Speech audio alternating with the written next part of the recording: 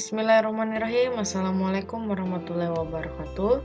Hari ini kita akan membahas atau belajar bersama-sama persiapan SKB untuk guru PAI.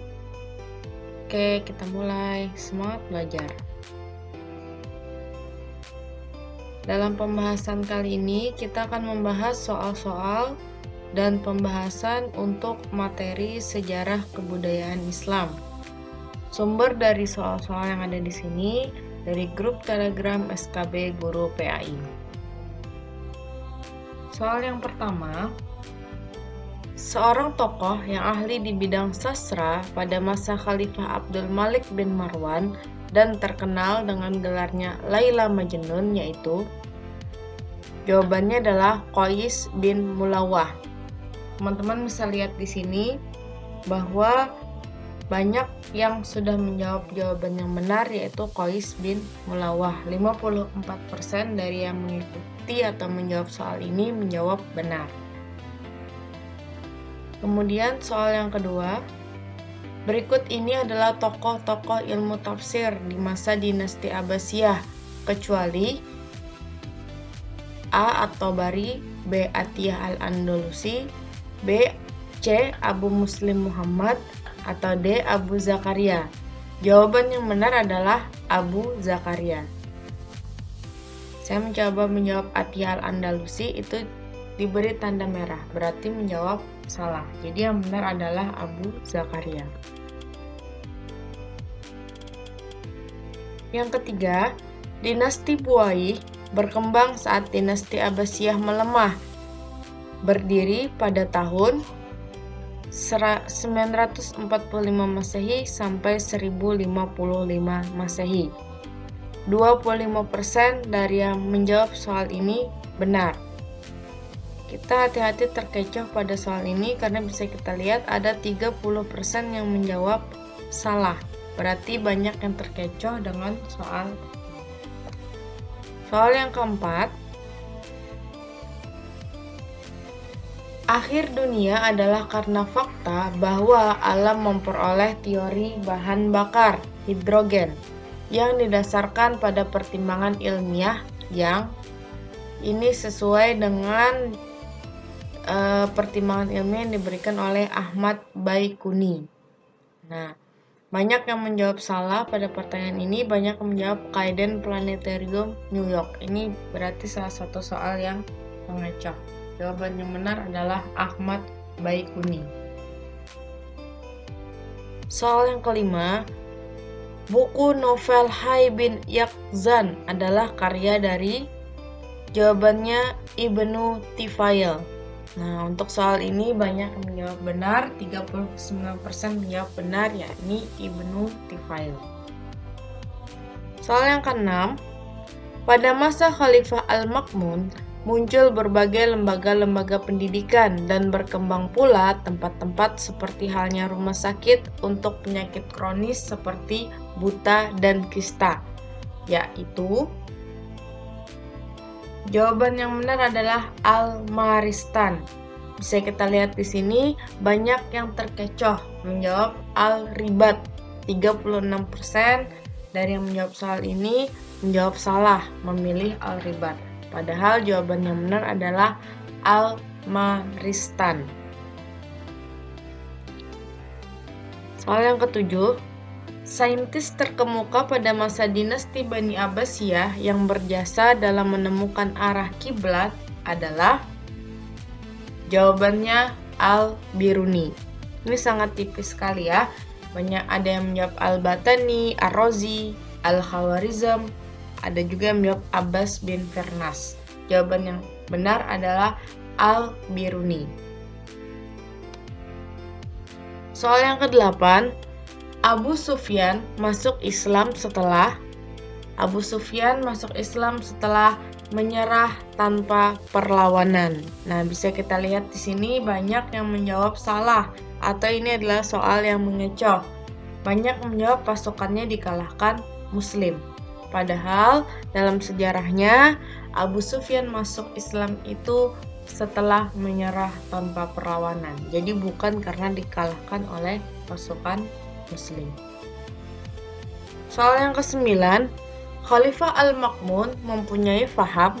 Nah, ini di soal SKBPA ini akan banyak muncul faham-faham yang berkembang. Untuk Khalifah Al-Ma'mun sendiri, beliau memiliki faham Mu'tazilah. 45% menjawab benar bahwa Khalifah Al-Ma'mun memiliki faham Mu'tazilah. Soal yang ke-10, yang menyebabkan Imam Ahmad Ibnu Hambal dipenjara adalah, jawaban yang benar adalah karena pendapatnya tentang Al-Quran. Ini merupakan salah satu soal yang banyak terkecoh karena banyak yang menjawab pendapatnya tentang sifat-sifat Allah, walaupun sangat tipis persentasenya. Dan banyak juga yang menjawab pendapatnya tentang dosa besar. Nah, yang tepat adalah kenapa Imam Ahmad Hambal dipenjara, karena pendapat beliau tentang Al-Quran. Oke, soal ke-11. Wilayah kekuasaan dinasti Buaih ada di... Nah, ini sudah ada 2 soal yang membahas tentang dinasti Buaih ya.